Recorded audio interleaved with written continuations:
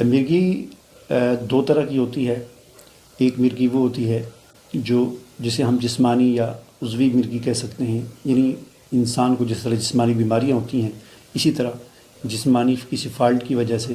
جسمانی بیماری کی وجہ سے انسان کو مرگی کے دورے پڑنا شروع ہو جائیں۔ اور ایک مرگی ہوتی ہے جناتی مرگی، یعنی کسی جن کی شرارت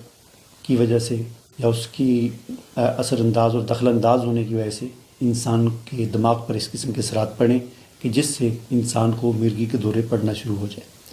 دیکھیں، جو جسمانی مرگی ہوتی ہے یا جسے ہم عضوی مرگی کہتے ہیں،